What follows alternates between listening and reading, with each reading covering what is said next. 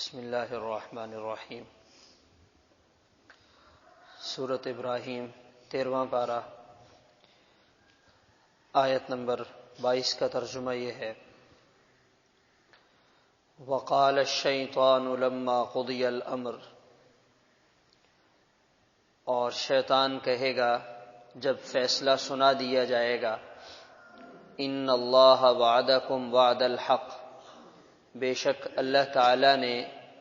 تمہارے ساتھ وعدہ کیا، سچا وعدہ کیا،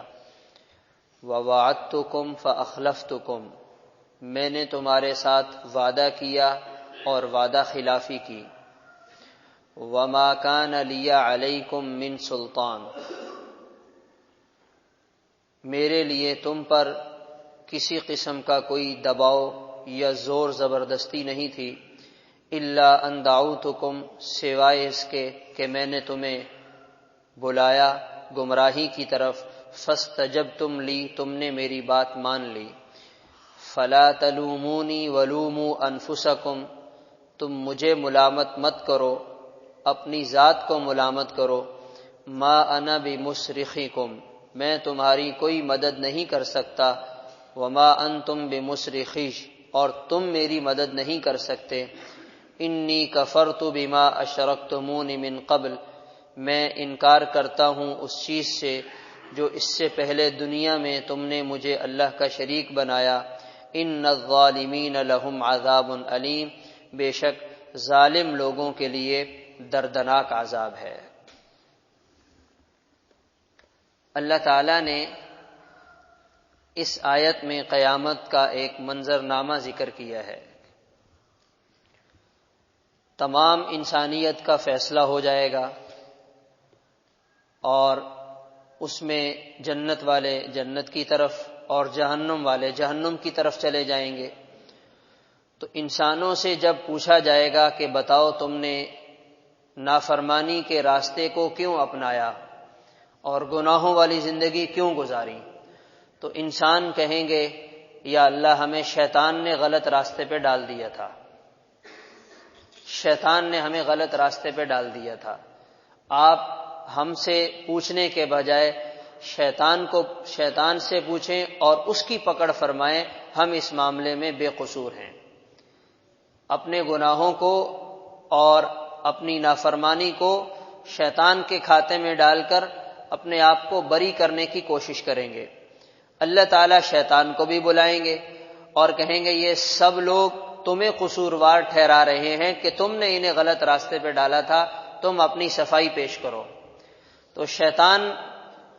یہ ایک تفصیلی گفتگو کرے گا جس کا یہاں پر اللہ تعالیٰ نے ذکر کیا، اور شیطان یوں کہے گا میں نے تمہیں کسی قسم کی گمراہی میں مبتلا نہیں کیا تھا، میں نے تمہیں ہاتھ سے پکڑ کر مسجد جانے سے نہیں روکا تھا، میں تمہیں ہاتھ سے پکڑ کر غلط چیزیں دیکھنے پر مجبور نہیں کیا کرتا تھا۔ اللہ تعالیٰ نے جو وعدے فرمائے وہ سچے وعدے تھے، میں نے جو وعدے کیے وہ جھوٹے وعدے تھے۔ شیطان کے وعدے کیا ہیں؟ وسوسہ ڈالنا، بھائی گناہ کر لو، اللہ تعالیٰ غفور الرحیم ہے، ابھی بہت ٹائم ہے، ابھی تو جوانی ہے، بعد میں توبہ کر لینا۔ اس قسم کے خیالات اور وسوسے انسان کے دل میں مسلسل چلتے رہتے ہیں، اور خاص طور پر جب گناہ کا موقع ہوتا ہے تو شیطان بڑی امید دلاتا ہے، اللہ تعالیٰ تو بڑے معاف کرنے والے ہیں، ابھی کسی کو کیا پتا چلے گا، خیر ہے، کچھ نہیں ہوتا۔ تو انسان کو اتنی امید دلاتا ہے کہ بندہ وہ گناہ کرنے پہ مجبور ہو جاتا ہے۔ تو اس موقع پہ ہمیں شیطان کے ساتھ ادھار سے کام لینا چاہیے، اور اپنے دل میں وہ جو وسوسے آ رہے ہیں اس کے جواب میں یہ سوچنا چاہیے آج یہ گناہ نہیں کرتا، بعد میں دیکھ لوں گا۔ یعنی ہم شیطان کو ٹال دیں، اللہ کی پناہ میں آئیں، آج اگر میں نے یہ گناہ نہ کیا تو میرا کیا نقصان ہو جائے گا؟ کچھ بھی نہیں جائے گا، کل دیکھ لوں گا، پرسوں دیکھ لوں گا۔ اللہ والے بزرگ تو اس معاملے میں اتنے زیادہ محتاط رہا کرتے تھے، گناہ تو دور کی بات، وہ اپنی دسیوں جائز خواہشات کو بھی قربان کر دیا کرتے تھے۔ حضرت عمر رضی اللہ تعالیٰ عنہ فرمایا کرتے تھے پتہ نہیں ہم نے کتنی حلال چیزوں کو بھی اس ڈر سے چھوڑ رکھا ہے کہ کہیں حرام کی طرف نہ چلے جائیں۔ تو وہ تو حلال کی طرف جاتے ہوئے بھی سوچتے تھے اگر یہ کام میری جائز خواہش ہے اگر پوری نہ کی تو کیا ہوا، کوئی بات نہیں ہے، کل دیکھ لیں گے، پرسوں دیکھ لیں گے۔ تو شیطان جب اس قسم کے خیالات ڈالے تو ہم اپنے آپ کو اس کے شر سے بچانے کے لیے یہ کہیں کہ یہ گناہ ابھی نہیں کرتا، بعد میں دیکھ لوں گا،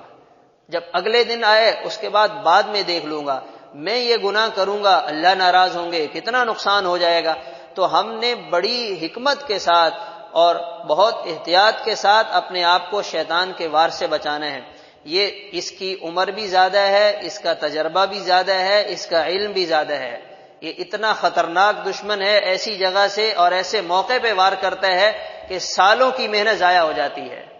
سالوں کی محنت، عبادت کرتے رہو کرتے رہو کرتے رہو، شیطان جانتا ہے کہ اس بندے کو میں نے کہاں جا کر پکڑنا ہے، ایک دم ایسا وار کرتا ہے کہ وہ پچھلا سارا کام برابر ہو جاتا ہے۔ تو یہ آخرت میں آ کر کہے گا بھائی میں تو تمہیں جانتا بھی نہیں، جاؤ تم اپنا کام کرو، مجھے کیوں قصوروار ٹھہراتے ہو؟ میں جب بھی تمہیں کہتا تھا تو میری بات پر بڑی لبیک کہتے ہوئے آ جاتے تھے، کوئی کھیل تماشا، کوئی غلط کام، کوئی ایسی گناہ والی جگہ تو تم تو سارے جمع ہو جاتے تھے، اور جب نماز کا وقت آتا کسی کو نیند آ گئی، کسی کو تھکاوٹ محسوس ہونے لگی، کسی کے کپڑے ناپاک ہو گئے، کسی کو کوئی کام یاد آ گیا، کوئی کہاں چلا گیا، اس وقت تو کوئی مجبوری نہیں، کوئی عذر نہیں، اور جب نیکی کا وقت آتا تھا تو تم کیا کیا کرتے تھے؟ 10 بہانے گھڑ لیتے۔ تو میں نے تمہیں بلایا، میری بات پر تم نے لبیک کہا، لیکن یاد رکھنا مجھے ملامت مت کرو، اپنے آپ کو ملامت کرو،